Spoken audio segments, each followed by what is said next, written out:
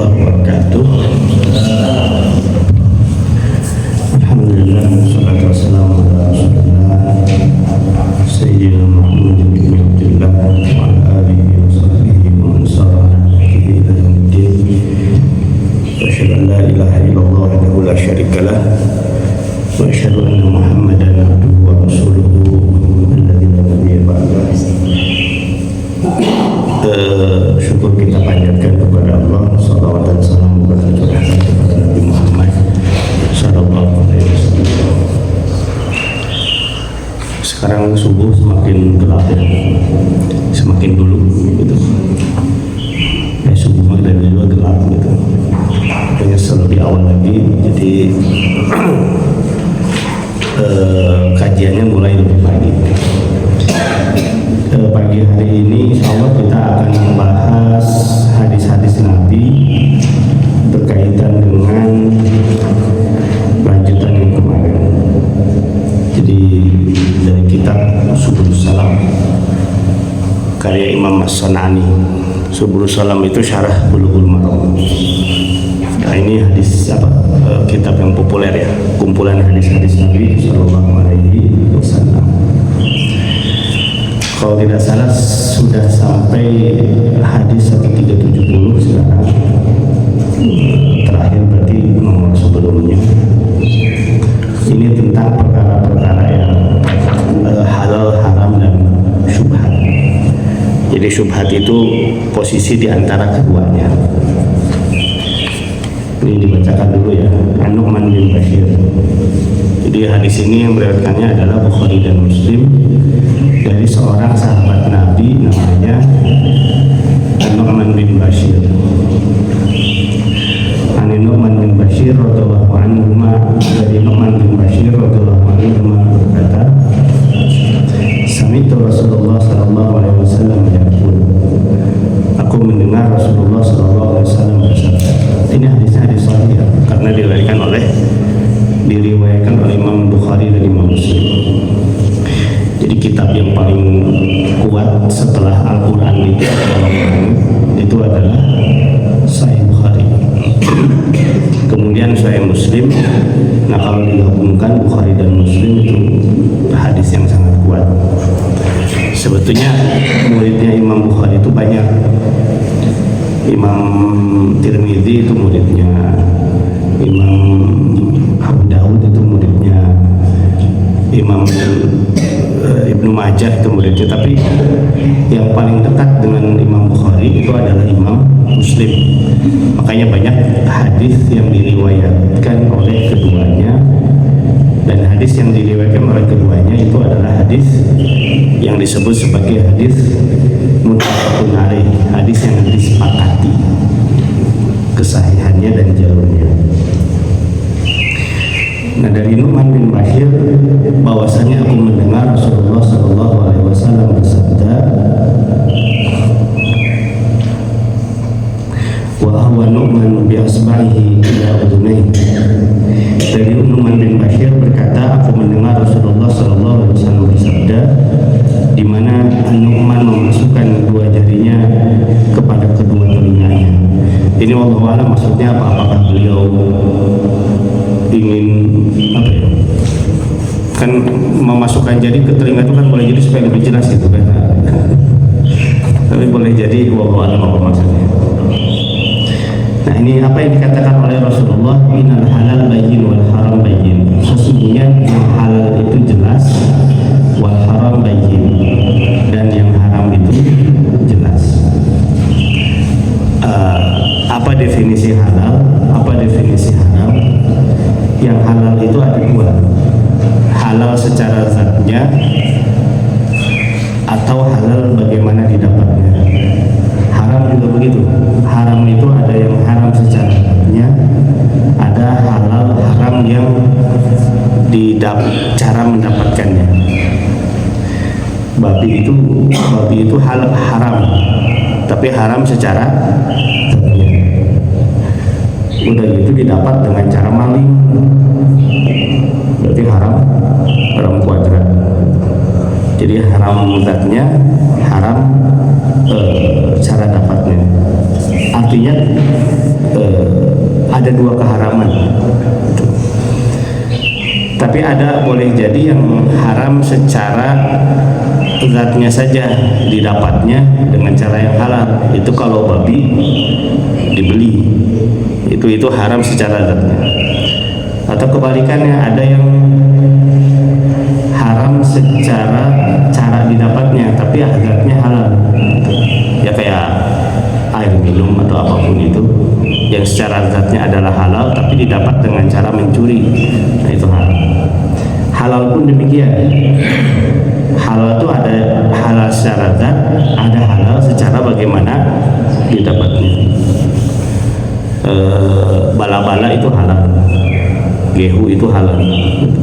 Tapi kalau didapatnya dengan cara mencuri, maka menjadi haram, haram secara didapat. Tapi kalau barangnya halal, tapi kemudian didapati dengan cara yang halal, itu halal, halal keduanya. Nah, itu mengenai halal dan haram. Jadi yang halal itu jelas, ayat-ayatnya ada dalam Al-Quran. Bagaimana cara mendapatkan sesuatu dengan cara yang halal, ayat-ayatnya maupun hadisnya ada. Yang haram juga ada. Sekarang jadi pertanyaan, kalau berkaitan dengan zatnya, bukan cara yang didapatnya, itu lebih banyak yang halal atau lebih banyak yang haram? Lebih banyak yang halal secara zatnya ya. Makanan-makanan yang halal itu jauh lebih banyak daripada yang haram. Disitulah muncul kaidah al-aslu fil asya al-ibahah. Asli hukum dari sesuatu itu adalah boleh atau halal, kecuali yang diharamkan oleh Allah. Yang namanya kecuali itu pasti jumlahnya lebih sedikit. Makanya yang sering kita bahas, makanya seharusnya sertifikasi itu bukan sertifikasi halal, tapi sertifikasi haram. Karena kalau sertifikasi halal ujungnya jadi repot, karena betapa banyak yang halal. Yang disertifikasi itu harusnya yang dikecualikan. Cuman yang jadi masalah ini masalah teknis. Emang ada yang jualan mau ngasih sertifikasi haram, kan bunuh diri itu ya. Maka berubah menjadi sertifikasi halal. Dan kemarin sudah diundangkan tentang kewajiban sertifikasi halal berkaitan dengan produk-produk yang melekat pada tubuh kita atau masuk ke dalam perut. Bahkan pakaian ya, sekarang ada istilah pakaian halal. Saya ada merenung nih, definisinya halal ya pakaian. Kan gini, kalau halal itu lawannya kan haram ya. Sementara maksud daripada pakaian halal itu sebetulnya pakaian yang benangnya itu tidak mengandung zat babi. Sementara pakaian kan tidak masuk ke dalam perut kan. Pakaian itu dipakai, ada nggak? Mau beli apa? Beli baju buat apa? Buat dimakan, buat dipakai. Berarti konteksnya bukan halal haram, konteksnya itu adalah suci dan najis. Jadi harusnya bukan, kalau pakaian konteksnya bukan pakaian halal, tapi pakaian suci. Kan begini konsepnya, sesuatu yang halal belum tentu sesuatu yang haram belum tentu najis, tapi sesuatu yang najis pasti haram. Sesuatu yang haram dimakan itu belum tentu najis. Kucing haram tidak dimakan, tapi dia tidak najis. Apalagi yang haram yang dimakan, buaya itu haram tapi tidak najis. Bahkan alkohol itu haram tapi tidak najis. Makanya kalau sholat pakai parfum beralkohol itu sholatnya tetap sah, karena dia haram tapi dia tidak najis. Kalau haram itu konteksnya maksudnya dimakan ya, tapi dia tidak najis. Makanya kalau nyemprotin parfum ke baju itu tidak najis. Yang salah tuh kalau nyemprotin parfum ke mulut. Jangan gitu Pak Gunawan. Mending cair daripada parfum. Nah, itu najis. Nah sekarang kalau misalnya begini, kalau misalnya baju disemprot pakai parfum yang mengandung alkohol, apakah kemudian dia menjadi pakaian haram? Kan tidak. Padahal dia haram si alkohol itu, tapi tidak najis.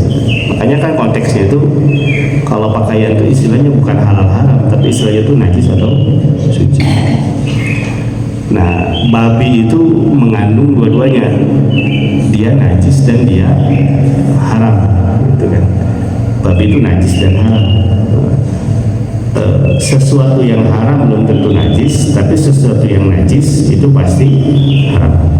Air kencing itu najis, makanya haram untuk diminum, kecuali air kencing unta.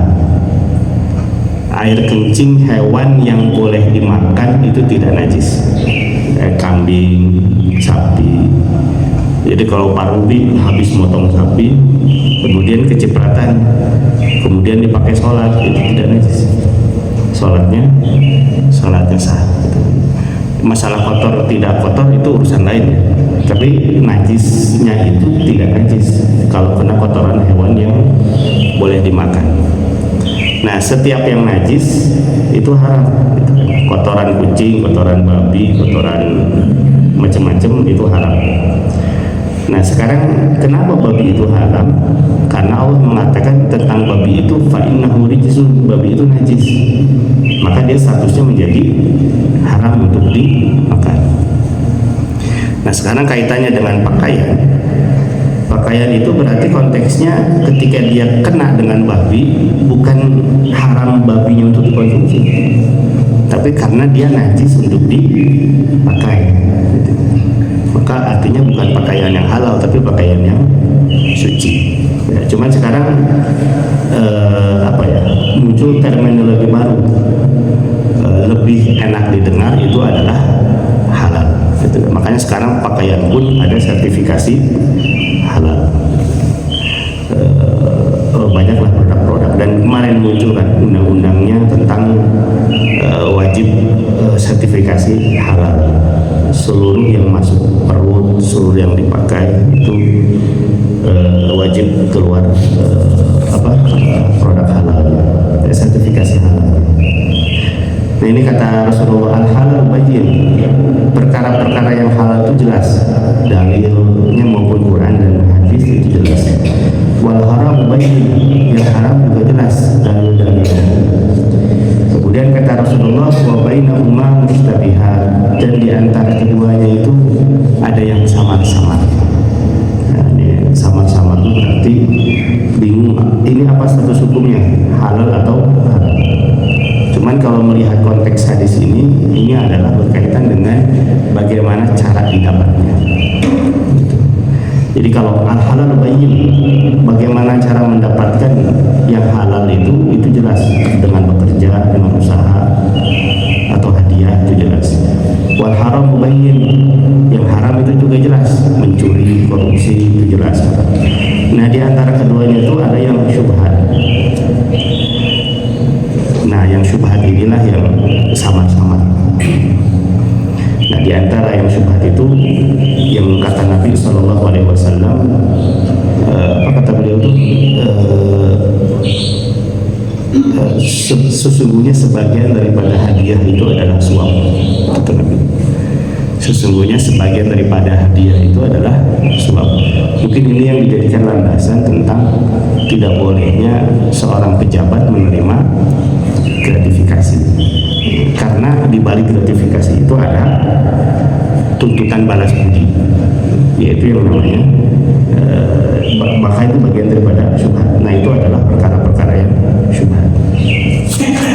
Kemudian kata Rasulullah, la ya'lamuhunna katsirun minan nas, tidak diketahui hukumnya oleh kebanyakan manusia. Maksudnya banyak manusia yang mengabaikannya. Faman ittaqa fi syubhat faqad istabra'a li dinihi wa irdihi. Kemudian kata Rasulullah, barang siapa menjauhi perkara yang syubhat, berarti dia telah menjaga kesucian agama dari kehormatan dirinya. Jadi, dan kehormatan dirinya. Jadi siapa yang menjauhi perkara yang syubhat, dia akan selamat, agama dan dirinya akan selamat. maksud dirinya itu adalah selamat dari potensi masuk ke dalam perut atau yang dipakai itu adalah yang haram. Dan di antara penyebab doa tidak diijabah itu adalah kalau ada sesuatu yang haram masuk ke dalam perut. Itu hadis populer ya, hadis Abu Hurairah. Jadi ada orang yang tersesat di tengah padang pasir, pakaiannya lusuh, rambutnya lusuh, kemudian dia meminta keselamatan kepada Allah supaya pulangnya itu dikasih petunjuk. Abu Hurairah, Rasulullah melihat, kemudian Rasul bilang kepada Abu Hurairah, pakaian yang dia pakai haram, minuman yang dia minum haram, makanan yang dia makan juga haram. Fa'anna yustajabu lah, bagaimana mungkin doanya akan diijabah oleh Allah Subhanahu wa ta'ala. Kemudian wa man waqa'a fi syubhat waqa'a fil haram, maka barang siapa yang masuk ke dalam perkara yang syubhat berarti dia telah melakukan perkara yang haram. Maksudnya yang syubhat itu lebih dekat kepada yang haram. Yang haram jelas, yang syubhat itu dekat kepada perkara yang haram.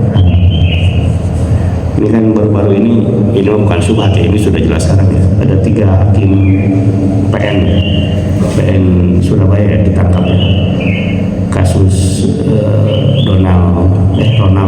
Ronald Tanur vonis bebas. Kurirnya salah satu mantan pejabat Mahkamah Agung, walaupun ini masih diduga ya, tapi sudah jadi tersangka. Kemarin kan penggeledahan ya oleh Kejaksaan, ternyata didapati uang cash 920 miliar, uang cash di rumahnya 920 miliar. Coba bayangkan itu dipakai buat beli cendol kali saber. Banjir boleh sekali. 920 miliar, walaupun itu mungkin bukan rupiah seluruhnya ya, ada yang berbentuk dolar. Kalau rupiah seluruhnya tebal sekali, ada yang berbentuk dolar atau berbentuk uang asing, sehingga secara fisiknya tidak sebanyak kalau seandainya rupiah. Itu 920 miliar cash di rumahnya. Boleh jadi itu akumulasi dari joki-joki sebelumnya. Kalau kata Kejaksaan itu apa ya? Dia menjadi maklar kasus Markus. Itu buat apa uang sebanyak itu ya? Kayak kalau halal sih alhamdulillah, tapi kan kalau dengan cara begitu ya itu yang namanya bukan syubhat lagi, kalau itu jelas haram. Dan ar-rashi wal murtashi finnar, orang yang menyuap dan yang disuap itu di neraka, termasuk perantara suap. Itu mengenai yang haram. Nah, yang syubhat juga itu jelas tidak boleh. Siapa yang masuk perkara syubhat, maka dia lebih potensi masuk ke dalam perkara yang haram. Apa ibaratnya? Seperti seorang penggembala yang menggembala di sekitar batas, dikhawatirkan dia akan masuk ke dalam daerah terlarang. Jadi ibarat perkara syubhat itu seperti orang yang sedang menggembala, tapi di batas area penggembalaan. Di luarnya itu ada pekarangan orang lain. Nah, kalau di perbatasan itu kan potensi masuk ke wilayah orang. Nah, syubhat itu potensi kepada haramnya itu sangat kuat. Nah, kayak gratifikasi itu syubhat yang lebih dekat kepada haram. Orang mau ngasih dengan nominal yang tidak sedikit kepada pejabat, mustahil kok tidak ada harapan. Apakah harapan pengamanan, harapan segala macam. Tapi kalau dia bukan pejabat, ya berarti dia ngasihnya tulus. Tapi kalau ngasih ke pejabat, boleh jadi itu karena ada sesuatu investasi investasi kebudayaan. Kemudian di sini Rasul mengatakan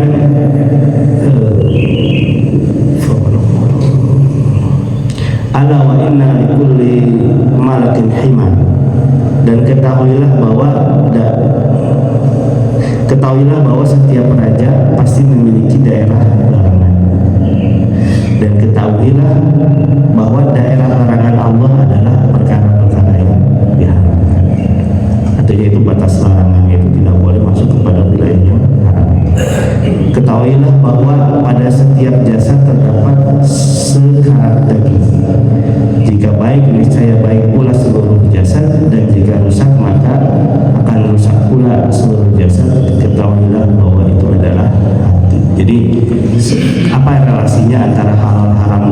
dengan urusan hati, maksudnya adalah masuknya orang kepada wilayah haram dan wilayah syubhat pun itu diawali dengan hati yang kotor, harapan-harapan yang kotor. Kebalikannya, kalau masuk kepada wilayah yang haram itu pun karena hatinya yang bersih, jadi hati yang menentukan. Kan ada yang mengatakan korupsi itu nyandu. Pertama kali korupsi dapat uang besar tanpa usaha kerja keras, hanya karena punya jabatan, itu nikmat, akhirnya menjadi nyandu. Orang kalau sudah nyandu, lama-lama menjadi membenarkan sesuatu yang salah, itu yang lebih berbahaya. Apalagi kalau sampai mengatakan korupsi itu halal, itu jatuhnya kepada kufur, kepada kekafiran. Nah, ini untuk yang sifatnya pegawai. Ini ada hadis Nabi Shallallahu Alaihi Wasallam. Apabila seorang pegawai yang rutin menerima gaji dari pekerjaannya, tapi kemudian dia menerima sesuatu tambahan di luar pekerjaannya, maksudnya ini dia mendapatkan tambahan karena kewenangannya, tapi di luar regulasi yang dibenarkan. Itu yang kata Nabi SAW disebut sebagai gulul. Gulul itu artinya kecurangan. Jadi sesuatu yang diregulasikan itulah baru yang halal. Lebih daripada itu berarti gulul. Itu mengenai dan itu masuk kategori syubhat dan dekat kepada yang haram. Wallahu a'lam. Kemudian selanjutnya Nabi Hurairah radhiyallahu anhu qala Rasulullah sallallahu alaihi wasallam, ta'isa abdu dinar wa dirham wal qatifah in a'ta radiya wa in lam yu'ta lam yarda. Dari Abu Hurairah bahwa Rasulullah sallallahu alaihi wasallam pernah bersabda, merugilah budak dinar, orang yang menjadikan uang segala-galanya, dirham dan qatifah atau pakaian, jika diberi dia akan ridha dan jika tidak diberi dia tidak ridha. Artinya budak uang, budak harta, tapi dia tidak mau usaha, dia berharap hanya diberi. Nah, itu nelangsa itu kayak begitu ya, mengharapkan atau menggantungkan diri kepada orang lain. Atau boleh juga maksudnya di sini adalah yang menghalalkan segala cara. Kalau dengan cara yang halal susah, akhirnya mencari yang halal. Nah, jadi kalau cari yang halal susah, akhirnya dia tidak ridha, suzan kepada Allah, akhirnya mengambil jalan yang haram. Maka muncullah ada gium haram ge hese pemonu halal, gitu ya. Itu ada gium yang salah. Tetap lebih baik sebagaimanapun juga yang halal. Nah, ini diperbudak oleh sesuatu yang orang tidak mau ikhtiar. Dan sekarang itu kan di Indonesia khususnya minta-minta itu jadi mata pencaharian. Itu yang mengkhawatirkan, itu bahkan tukang parkir liar gitu. Itu kan sudah menjadi keluhan umum ya, kayak di supermarket ya, di Indomaret, di Alfamart gitu. Itu di Bardan ada Yomart ya. Itu ketika sudah mau berdiri aja, para calon petugas parkir itu sudah ngambil posisi di situ. Padahal aslinya adalah gratis. Dan kalau tidak dikasih mahal dia. Padahal kasarnya tanpa adanya dia pun kan gini, kita ngasih ke dia tuh harusnya ada timbal balik ya. Kan kalau parkir resmi itu kan ketika kendaraan hilang maka dia wajib bertanggung jawab. Nah, apa tanggung jawab dia? Apakah sebatas parkir? Oke, kalau misalnya ngasihnya sukarela dan dia tidak protes, seringkali dia membuat batas minimal 2.000, 3.000, masih 1.000 misalnya dia marah, dia nama 1.000 mobil gitu misalnya. Lah, siapa yang suruh dia di sini? Kasarnya gitu kan. Kan ilegal, tidak ada perjanjian antara dia dengan si supermarketnya. Yang kedua, apa jaminannya? Mungkin kelihatannya remeh ya, cuma 1.000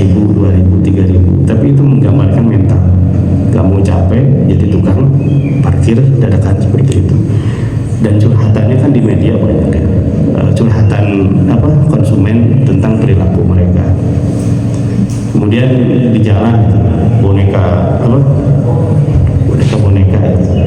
itu menjamur di perapatan jalan, dan fisiknya sehat-sehat, potensi untuk bekerja itu besar sekali.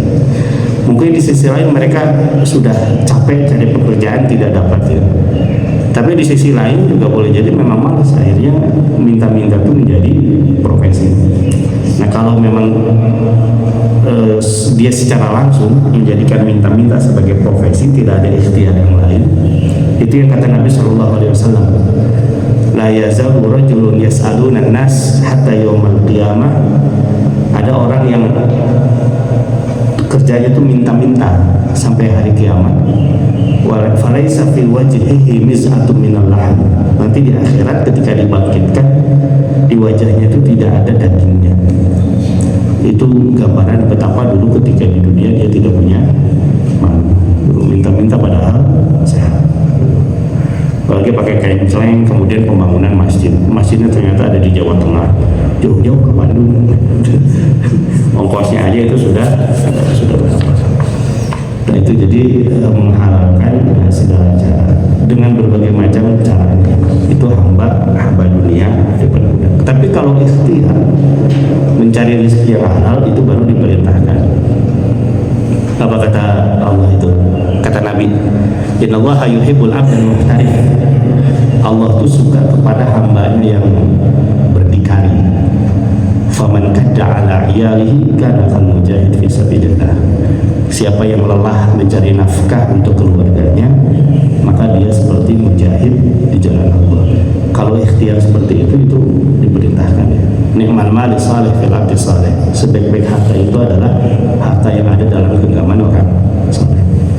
Ya, jadi di satu sisi ikhtiar ada, tapi ikhtiarnya dengan cara yang dihalalkan dan dibenarkan oleh Islam. Dan ini ya nasihat Rasul kepada Sa'ad bin Abi Waqqas. Saat itu kan dulu hampir merasa mau meninggal ya. Karena dia ketika Fathu Mekah itu beliau merasa kayaknya bentar lagi meninggal. Karena ketika Fathu Mekah beliau sakit parah. Dan biasanya gitu kan, orang tuh kalau lagi sakit suka ada pikiran kemana-mana kan. Saya kemarin main bola, tiba-tiba terengah-engah gitu. Sampai napas tuh susah, diem aja gitu. Terus kalau keringatnya tuh bukan keringat dingin, keringat panas gitu. Terus punya pikiran, waduh mau apain ya. Saya punya pikiran gitu, waduh mau apain gitu. Sudah lemes gitu. Mungkin nanti saya langsung pikiran gini, nanti orang-orang akan bilang di mana mau kemana mau enggak, main bola. Gitu. Cuman pas lagi lemes gitu, saya bilang ke teman, cing, bawain air teh gitu kan, gula diminum, seger lagi. Oh salah gimana berarti? Oh iya belum sarapan. Ternyata penyebabnya itu adalah belum makan. Nah dalam kasus gitu kan, itu ya, suka ada pikiran kemana-mana. Saya beberapa tahun yang lalu pernah makan mie ayam. Habis makan mie ayam perut sakit, kayak di remes-remes gitu, sampai mau muntah. Punya pikiran gitu juga, aduh buat ayeuna gitu. Sama kepikiran gitu, pasti akan ada yang nanya, kenapa meninggal makan mie ayam? Nah, itu keren. Misalnya, gimana meninggalnya? Jihad di Palestina enggak itu. Cuma mau mie ayam. Ya, tapi takdir kan kita tidak tahu ya. Nah, Sa'ad bin Abi Waqqas juga begitu.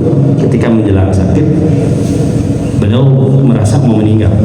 Akhirnya beliau bilang kepada Rasulullah, ya Rasulullah, aku akan sedekahkan seluruh hartaku.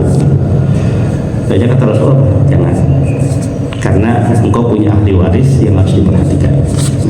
Itu kata Sa'ad bin Abi Waqqas, ya udah kalau gitu setengahnya saya akan sedekahkan. Kata Rasulullah, jangan. Itu masih kebanyakan. Kemudian kata Rasulullah, kata Sa'ad, ya udah kalau gitu sepertiga akan aku sedekahkan. Kata Rasulullah, kalau sepertiga disedekahkan itu silakan, sisanya itu menjadi menjadi bagi waris untuk ahli waris. Ujung kalimatnya Rasul mengatakan, innaka intadar dzurriyyataka aghniya khairun laka min an tadarhum ala yatakaffafunan nas. Wahai Sa'ad, apabila engkau meninggalkan generasi setelahmu yang mandiri, itu lebih baik daripada engkau meninggalkan generasi yang meminta-minta. Artinya kan ada pesan dari situ, perintah untuk kita banting tulang mencari nafkah, tapi dengan cara yang halal, seperti yang dilakukan oleh Sa'ad, bukan dengan cara meminta-minta. Wallahu a'lam bishawab. Kemudian selanjutnya an Ibnu Umar radhiyallahu anhu qala, dari Abdullah bin Umar radhiyallahu anhu berkata, Rasulullah sallallahu alaihi wasallam meraih pundakku lalu berkata, jadilah engkau di dunia seperti seorang asing atau seorang pengembara. Dan Ibnu Umar berkata, apabila engkau mendapati waktu sore maka janganlah tunggu waktu pagi, apabila engkau mendapati waktu pagi maka janganlah engkau nunggu waktu sore. Pergunakanlah masa sehatmu sebelum datang masa sakit, dan masa hidupmu sebelum datang masa kematian. Intinya adalah memanfaatkan waktu. Jadilah engkau di dunia seperti seorang asing atau seorang pengembara. Orang yang tersesat itu kan pasti orientasi tujuannya itu fokus, yaitu pulang, mencari jalan yang benar. Nah, itu diibaratkan dengan kehidupan kita. Orientasinya itu adalah seakan-akan kita orang yang sedang dalam pengembaraan, fokus kepada tujuan, yaitu akhirat. Kun fid dunya ka'annaka 'abirun. Kalau kita berangkat umroh ya, atau ke Timur Tengah, itu transit di Qatar atau di Abu Dhabi atau mungkin di Saudi ya, tapi di Saudinya itu bukan tujuan utama, tapi mungkin ada perjalanan selanjutnya. Itu suka ada tulisan kalimatnya begini, apa ya, lil abirin. Al-abir itu apa ya? Orang yang transit. Jadi disediakan di bandara itu beberapa spot wilayah untuk orang-orang yang transit menuju penerbangan selanjutnya. Itu istilah abir itu seperti yang ada dalam hadis ini, kun fid dunya ka'annaka abirun, karena gharibun au abir sabil. Abir itu artinya juga adalah orang yang transit. Orang lagi di bandara transit menuju penerbangan selanjutnya, kan pasti dia nggak mau jalan-jalan terlalu jauh dari bandara. Fokusnya itu adalah ke daerah yang dituju sebenarnya.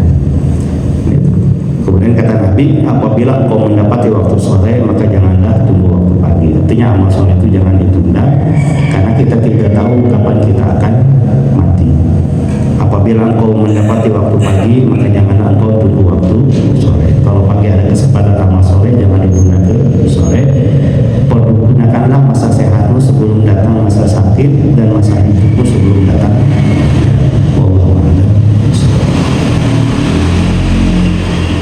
Kemudian hadis yang selanjutnya, an Ibnu Umar radhiyallahu anhu maqala qala Rasulullah sallallahu alaihi wasallam, dari Abdullah bin Umar berkata, Rasulullah bersabda, barang man tasyabbaha biqaumin fahuwa minhum, barang siapa menyerupai suatu kaum maka ia termasuk golongan mereka. Apa definisi menyerupai?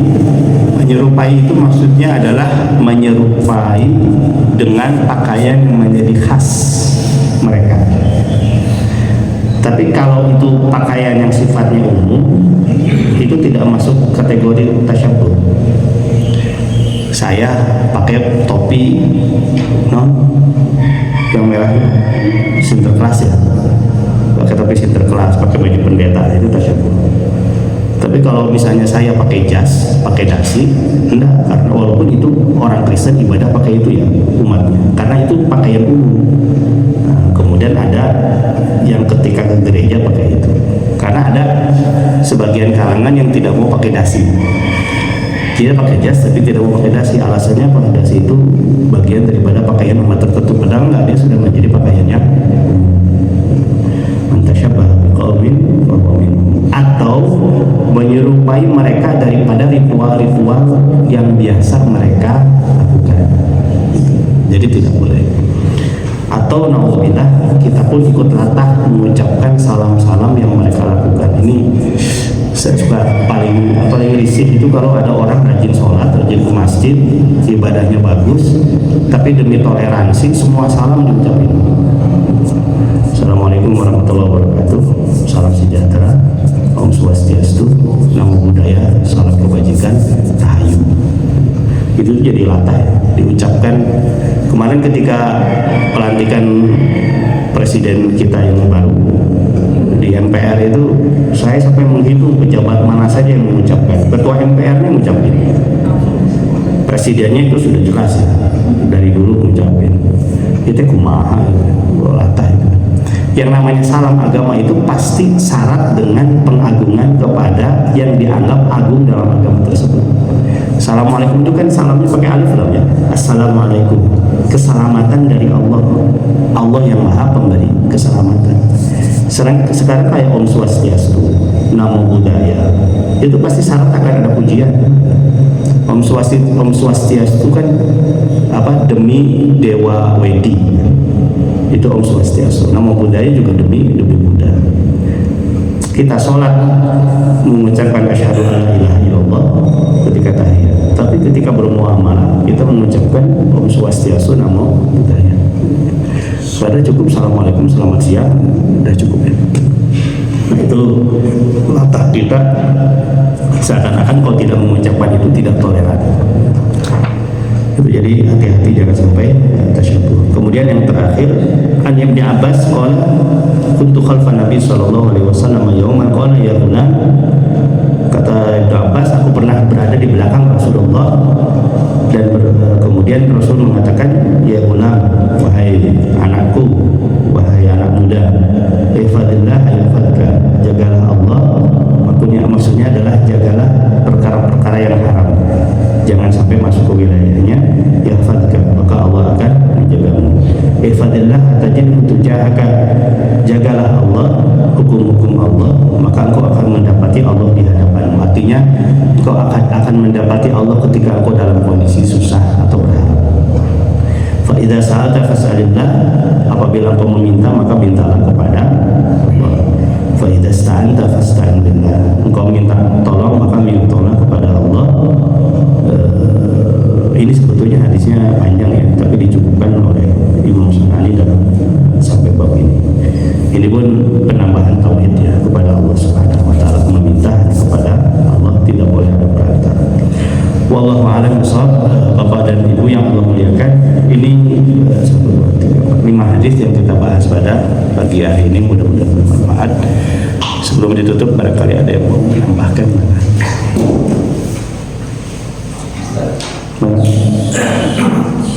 Ini tadi kaitan dengan masalah gratifikasi dan juga hadiah. Ini memang berkaitan dengan profesi. Contoh misalnya profesi dokter, termasuk sudah juga arsitek itu juga terkadang kita ada dari vendor yang minta kepada kita untuk direkomendasikan menggunakan produk A gitu ya. Nah, otomatis ketika kita menggunakan produk tersebut, dari vendor itu akan memberikan hadiah kepada kita gitu ya. Walaupun sebetulnya produk itu tuh sebetulnya ya produk bagus lah, kayak lift tuh ada berbagai macam ya. Kita didorong untuk menggunakan lift merek A misalnya gitu.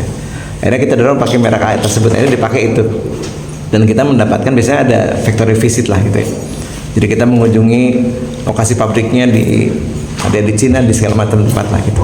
Nah itu kira-kira menyikapi seperti itu, termasuk juga hanya dokter kan, detailer datang kemudian merekomendasikan pakai obat A, pakai obat B gitu ya, dari vendor A dan vendor B lah gitu. Akhirnya menggunakan itu untuk pasien ya. Akhirnya dapat hadiah juga kan, bahkan ruangannya diperbaiki dan sebagainya. Nah menyikapi seperti itu bagaimana Ustaz kira-kira? Kalau di medis itu ada namanya medical representative.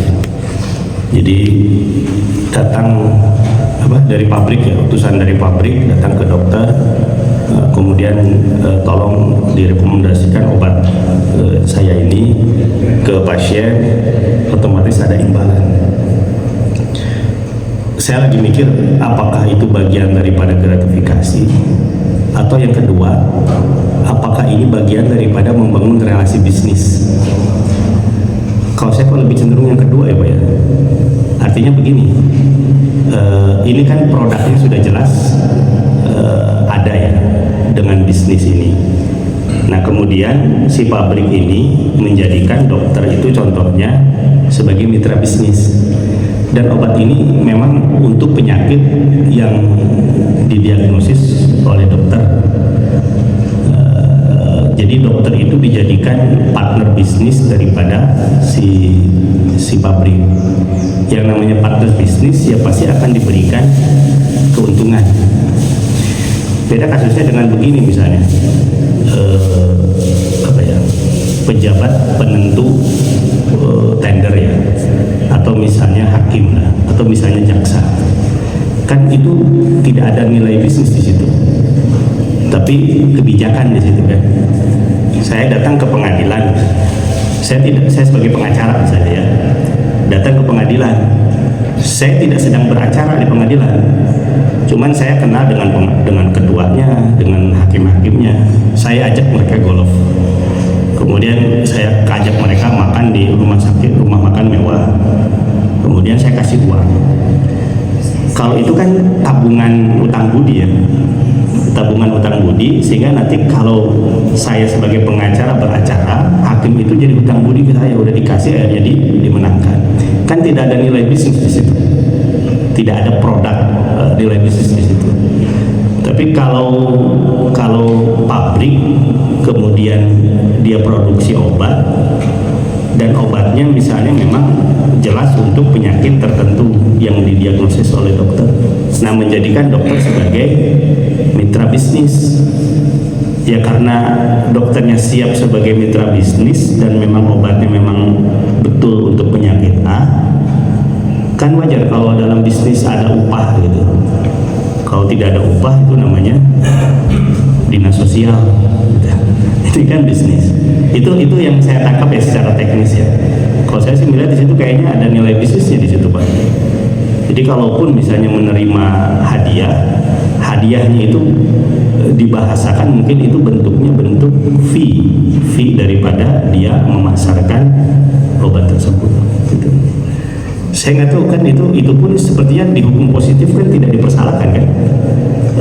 Dokter yang bermitra dengan perusahaan farmasi kemudian menawarkan obat itu, meresepkan obat itu kepada pasien, kan memang tidak disalahkan juga kan dalam hukum positif juga. Artinya itu memang di situ ada nilai bisnisnya, bukan gratifikasi yang saya pahami ya, tapi Allah a'lam secara teknis. Kalau gini kan misalnya dokter itu melihat bahwa kandungan obat itu misalnya artis itu PF gitu. Sebenarnya ada produk yang sama yang harga lebih murah gitu. Nah, jadi kan kalau kita lihat harusnya kan seorang dokter itu memberikan kepada pasien itu yang terbaik, dalam artian ini gradingnya sama tapi harganya bisa lebih murah gitu.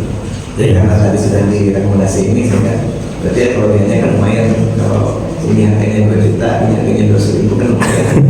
Jadi kan lumayan saya. Nah seperti itu kan kaitan sama profesi. Profesinya itu bagaimana kira-kira? Kata Rasulullah, tanyakanlah kepada hatimu.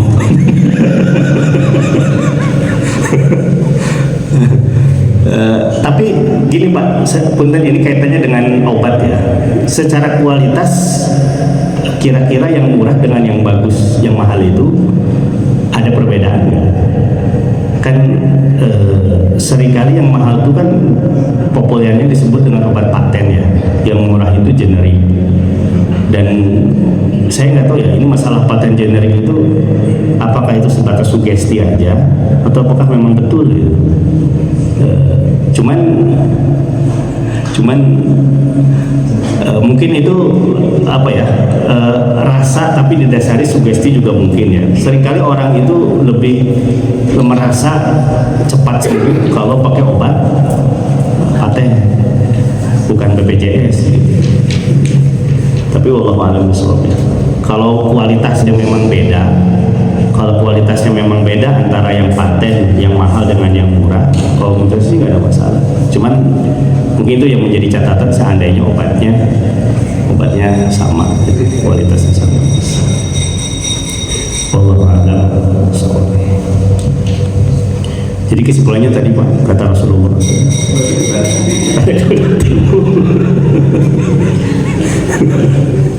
Istafti kolbak kata Rasulullah. Wallahu a'lam.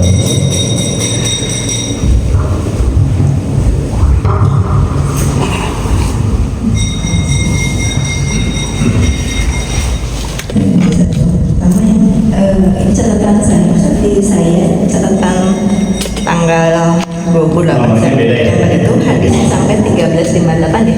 Berarti sampai 1363. Emang ada yang kelewat atau memang? Saya karena mirip-mirip dengan masa Memang kitab itu random gitu isinya ya, tidak bisa selalu tentang saum gitu. Memang begitu ya, tidak per tema gitu. Jadi sekarang tadi ini apa namanya urutannya memang tidak tertema gitu urutan per tema. Nah seringkali secara substansi banyak yang mirip, redaksinya beda tapi mirip. Makanya ini masih mirip dengan yang sebelumnya. Saya bacain. Ya maksudnya 10 hadis misalnya tentang berbakti pada orang tua, ternyata enggak, misalnya ini tentang orang tua, misalnya tentang halal. Memang begitu ya urutan. Kemudian yang kedua tentang masalah haram itu kan konteksnya dimakan ya, tapi kalau seperti sikat gigi, mungkin pasta gigi itu kan emang tidak dimakan, tapi takutnya masuk ke dalam mulut gitu kan. Apakah itu jadi pertimbangan? Kan sekarang ramai kalau saya sikat gigi itu bulunya dari bulu babi. Apakah sampai seperti itu gitu kita harus berhati-hati ya, termasuk hal-hal yang dimasukkan ke dalam mulut ya, ada kekhawatiran termakan gitu. Jadi kalaupun saya pernah lihat ada sandal, sepatu itu kan tidak ada urusan kalau itu ya, maksudnya itu kan tidak dimasukkan ke dalam mulut. Jadi sejauh mana kita harus berhati-hati terhadap kandungan dari barang-barang atau benda-benda tersebut karena dia akan masuk mulut. Berikutnya tadi masalah apa, bulul ya, tentang jabatan bulul tadi. Kalau misalnya begini, misalnya seorang rektor misalnya gaji dia sebagai seorang rektor dan karena dia mengajar katakanlah misalnya X rupiah gitu. Tapi dalam setiap kegiatan kan suka ada dapat jatah ya, maksudnya misalnya ketika ada kegiatan wisuda misalnya atau apa, dia mungkin ada pembagian sekian, atau setiap penggajian itu dia juga dapat apa gitu. Apakah itu menjadi hal termasuk bulul gitu? Karena jadi diberinya memang karena posisi dia gitu. Kalau yang tidak menjabat apapun, yang nggak dapat apa-apa, murni hanya karena mengajar misalnya. Itu yang ada. Satu lagi tentang memotong hadis. Kalau misalnya kita lihat di hadis yang tadi 1370 itu kan seringkali ada hadis itu dipotong mulai dari tidak solahat dia saja gitu ya. Jadi mulai ketahuilah bahwa dalam hatimu ada segumpal daging. Jadi tidak dari awal gitu. Saya bahkan baru tahu bahwa ini sebenarnya penggalan gitu ya. Nah gitu, jadi itu termasuk juga mungkin yang tadi pergunakanlah masa sehatmu sebelumnya gitu. Apakah memang kita diizinkan untuk memotong hadis tersebut karena mungkin kita sudah jelas kok walaupun kita tidak tahu sebelumnya. Itu saya kalau konteksnya apa? Kalau konteksnya sikat gigi, ya memang harus dihindari sesuatu yang haram ya. Khawatir katalog sikat gigi nah. Oh guluna. Pak Gunawan bangun tidur, tunduk masuk gigi.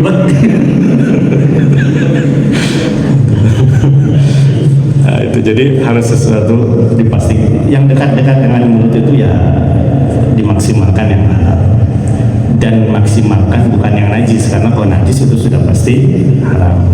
Nah, konteksnya yang haram walaupun tidak najis karena dekat dengan mulut ya sebisa mungkin betul-betul yang haram. Nah bulu-bulu itu kan kayak benang ya, benang baju itu kenapa muncul istilah halal fashion itu? Karena memang bulu apa ya, bukan benang ya, benang dari baju ini itu banyak yang berasal dari mengandung babi. Nah, kenapa itu muncul istilah halal? Khawatir pakaian itu dipakai untuk salat gitu. Cuman ya kalau kita benar ya boleh buat ya. Tapi itu yang menjadi cikal bakal muncul yang namanya fashion, halal fashion tersebut gitu. Itu pakaian, apalagi sikat gigi, apalagi pasta gigi. Itu pasta gigi itu harus dipastikan haram karena dia bercampur dengan air masuk ke dalam mulut, sedikit banyak potensi untuk tertelan. Nah itu maka harus dipastikan kalau itu adalah yang halal. Jangan sampai sedikit pun masuk yang haram. Wallahu a'lam. Kemudian yang kedua, apa tadi ya? Oh ini rektor ya. Saya mencoba menjawab seobjektif mungkin.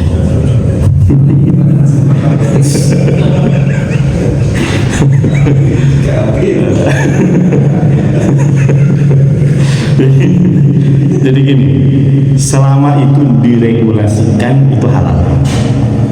Dan wajar kalau dosen biasa upahnya hanya sebatas ngajar, sementara dosen yang merangkap sebagai struktural dapat tambahan lebih, itu lumrah karena dia ada tugas tambahan. Dosen jadi pembimbing, kan dia pasti akan dapat honor bimbingan ya. Lelahnya itu yang dibayar oleh instansi.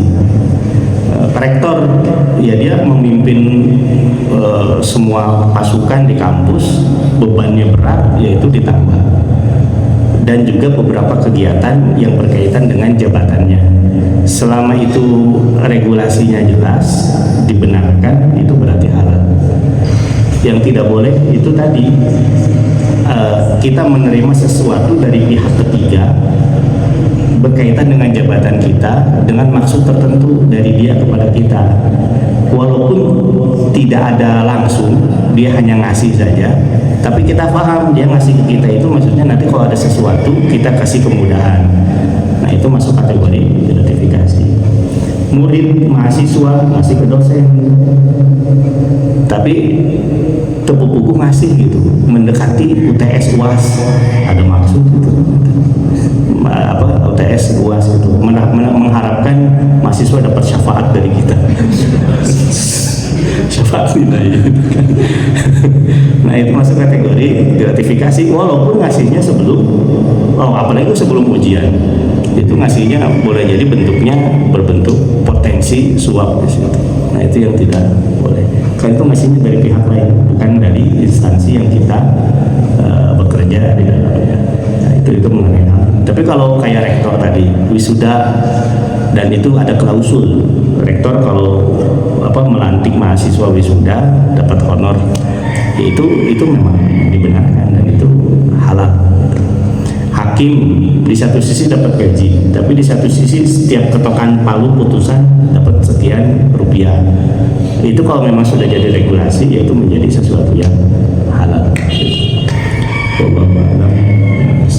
Insya Allah jawaban saya tadi seobjektif-objektifnya.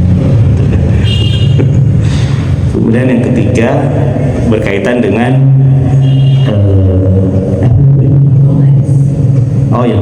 memenggal hadis. Sebetulnya jangankan memenggal hadis ya, memenggal ayat Quran pun tidak ada masalah, selama bukan dalam sholat. Yang kedua, selama proses pemenggalannya itu tidak merubah makna. Contohnya begini, saya bilang misalnya ya, wal aqibatu littaqwa, kebaikan itu akan diberikan kepada orang-orang yang bertakwa. Saya ingin menyampaikan tentang keutamaan takwa. Takwa itu dampaknya itu akan memberikan kebaikan bagi pemiliknya, pemilik ketakwaan. Itu kan sebetulnya penggalan ujung daripada ayat yang panjang.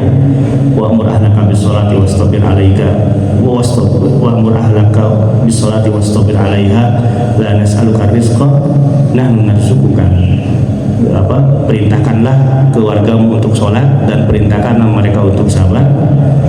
Kami tidak meminta rezeki kepadamu, bahkan kamilah yang memberikan rezeki kepadamu. Ujungnya itu adalah wal aqibatu littaqwa. Kebaikan adalah bagi orang-orang yang bertakwa. Memanggal ujungnya saja, kemudian kita menyampaikan berbentuk materi atau apapun itu, selama di luar sholat ya, kan tidak ada masalah. Apalagi hadis Nabi gitu. selama itu tidak merubah substansinya, itu tidak ada masalah. Nah, kayak gini ya, setahu saya, seingat saya, ini hadis yang terakhir itu sebetulnya tidak sampai di sini, tapi lebih panjang lagi. Jadi ifadillah, jika engkau memiliki faidah sa'ata fasta'in billah, wa idza sa'ata fas'alillah, fa idza sta'anta fasta'in billah. Ini sebetulnya ada redaksi panjang, tapi dipenggal sampai segini karena tidak merubah makna, itu tidak ada masalah. Kemudian kayak apa hadis yang ini ya, tadi hati itu ya, kan banyak yang disampaikan itu cuman itunya aja ya, pada sebetulnya itu sambungan dari yang panjang, itu pun tidak ada masalah. Wallahu a'lam. Berarti sudah seperti yang di awal yang boleh jadi menyukai suatu perilaku buruk bagi itu kan sebetulnya awalnya terang kalau nggak salah. Awalnya Tentang terang. Iya. Maksudnya itu mungkin ia bisa berlaku untuk segala hal gitu kan. Iya. Tapi mungkinkah ada konteks yang sangat spesifik yang kita tidak bisa potong begitu saja sehingga ini salah tafsir. Berarti kan tidak mudah gitu bagi yang tidak mengerti untuk mengambil gambaran itu ya. Gini Bu, jadi kan ada asbabun nuzul dari suatu ayat. Asbabun nuzul itu untuk memahami maksud suatu ayat. Tapi pelajaran yang diambil dari suatu ayat itu tidak terikat oleh asbabun nuzul itu. Makanya ada kaidah mengatakan al-ibratu bi umumil lafzi la bi khususis sabab. Pelajaran dari suatu ayat itu diambil dari keumuman lafaz, tidak ditujukan hanya kepada sebab turunnya Al-Quran atau ayat tersebut. Ayat tersebut yang tadi ya, asa antakrahu syai'an wa huwa khairul lakum, itu kan memang itu tentang perang, karena diawalinya kutiba alaikumul qitalu wa huwa kurhul lakum, diwajibkan bagimu untuk perang meskipun itu sangat engkau benci lah, karena akan ada pembunuhan, akan macam. Maka muncullah boleh jadi engkau benci pada itu baik bagimu, tapi boleh jadi engkau cinta tapi itu buruk bagimu. Secara konteks ayat ini kalau ditarik ke asbabun nuzul dulu kaitannya dengan perang. Cuman pelajaran dari kalimat boleh jadi engkau benci kepada sesuatu itu baik bagimu, itu kan berlaku untuk semua sebab. Ada orang lagi jatuh cinta mengharapkan dengan dia, kemudian ditinggal nikah, patah hati berkepanjangan. Pakai ayat itu pas itu.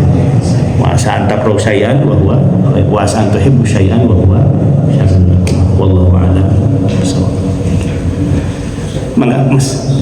Kalau misalnya parkir liar itu sebenarnya maksudnya perkara syubhat atau bukan? Karena kan biasanya kalau yang parkir liar itu dia cenderung kayak pungli gitu kan ya. Yeah. Nah itu kan pungli itu kan kalau setahu saya nggak boleh gitu, haram.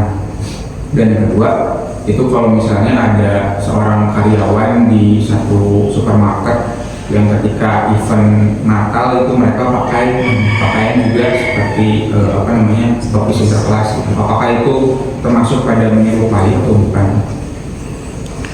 Itu mah parkir liar mah malak gitu.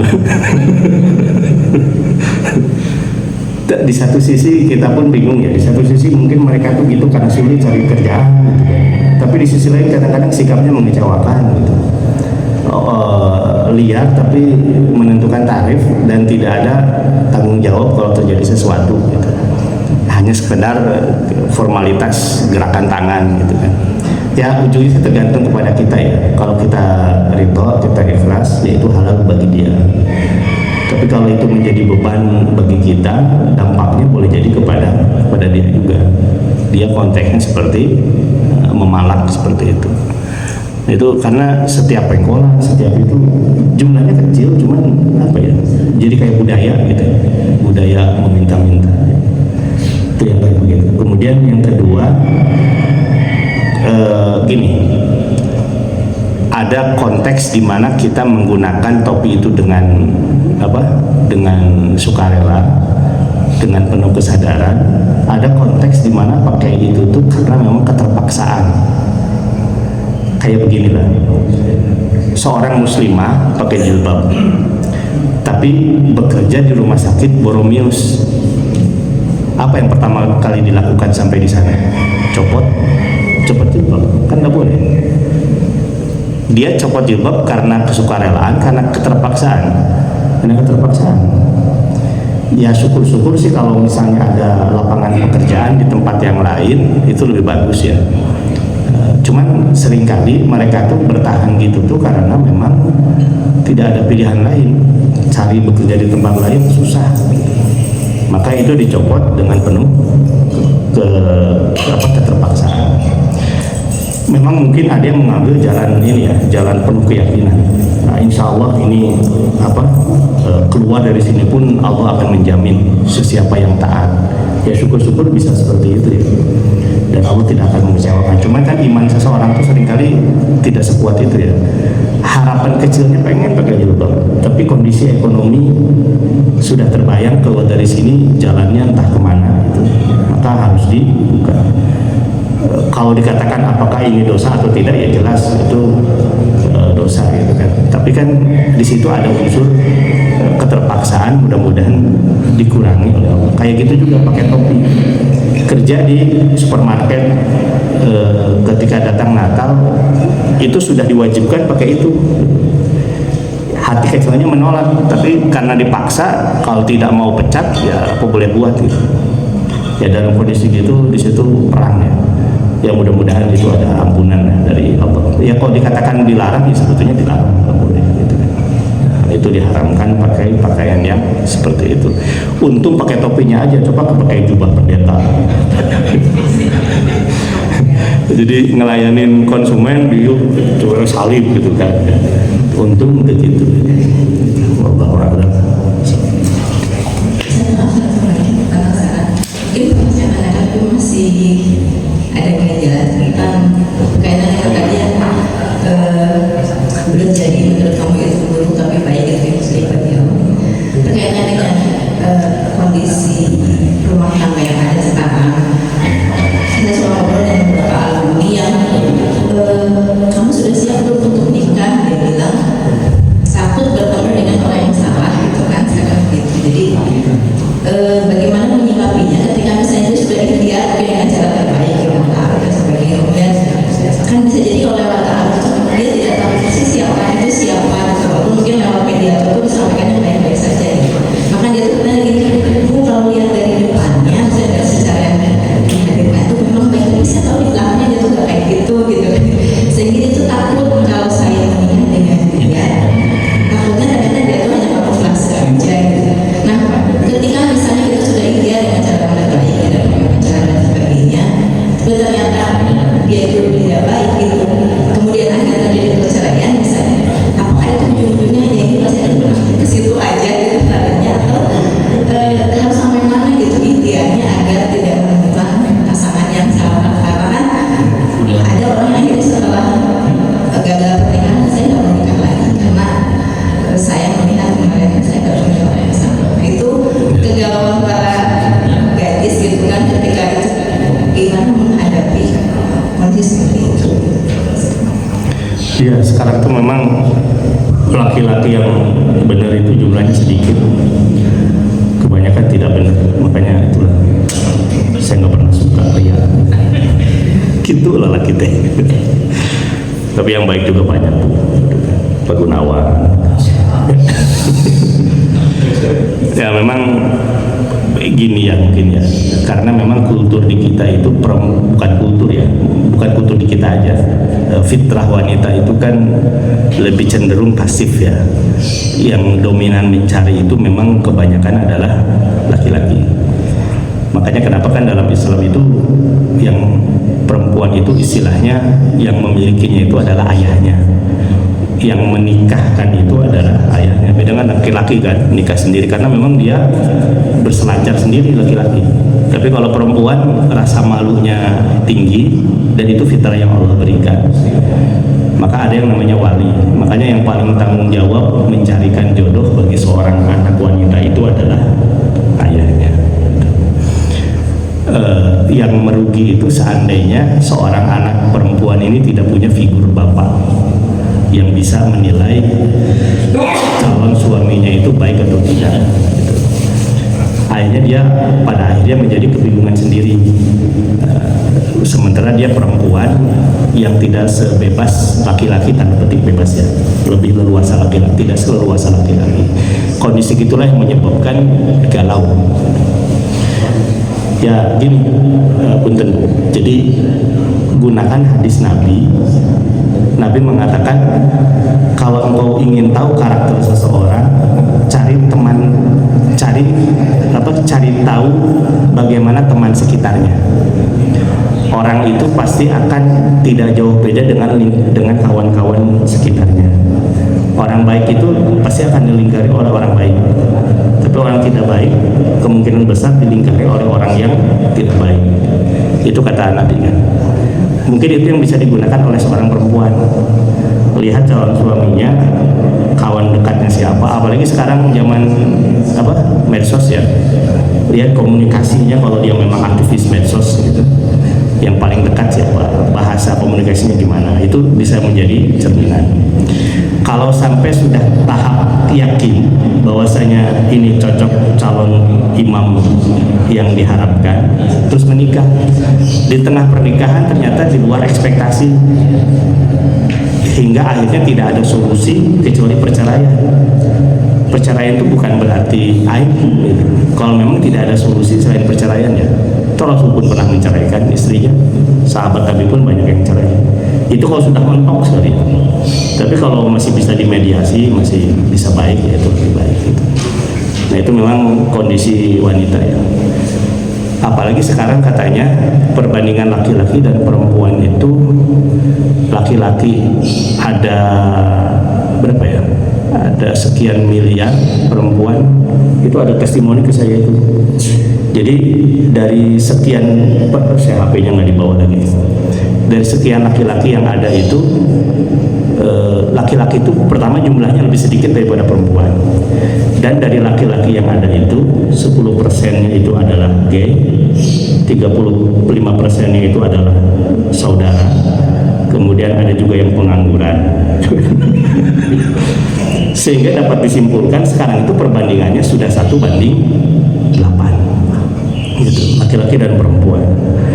Makanya istri yang sudah punya suami harus jaga suaminya, karena di luar sana ada 7 saingan. Nah, tapi ini yang bikinnya pasti laki-laki gitu. Yang bikin testimoni gitu. Nah itu kondisi sekarang memang demikian posisinya. Jadi banyak yang menyebabkan wanita itu menjadi galau. Tapi intinya gitu, langkah pertama itu kalau punya figur ayah yaitu sangat membantu ya. Kalau tidak ada punya figur ayah, berarti cara melihatnya itu adalah lingkungan sekitarnya itu. Tapi kalau sudah yakin ya boleh jadi gini, di antara ujian mau nikah itu adalah ditumbuhkan rasa ragu kepada calon pasangan. Itu setan di situ. Sudah yakin dengan dia, sudah kenal betul, tapi pas mau akad nikah, besok akad nikah, malamnya itu dikasih keraguan oleh setan. Jangan-jangan ini anaknya nakal, mau, dan boleh jadi ada calon yang lebih baik. Itu pun boleh jadi setan mengganggu seseorang menjadi untuk tidak mau nikah. Orang kan mau ibadah itu rintangannya juga banyak. Jadi maksimalkan ikhtiar dengan cara yang tadi, kemudian istikharah. Kalau sudah gitu, ya Bismillah. Dan nah, masalah apa yang terjadi selama rumah tangga itu perkara gaib. Kita tidak tahu apa yang terjadi hari esok, termasuk kita pun sama. Wallahu a'lam. Yang sudah nikah jangan berpikir lagi. Baik Bapak Ibu yang Allah muliakan, mungkin kita cukupkan pembahasan kita, sudah cukup siang. Rabbana atina fid dunya hasanah wa fil akhirati hasanah wa qina adzabannar. Kita tutup doa kafaratul majelis. Subhanakallahumma wa bihamdika,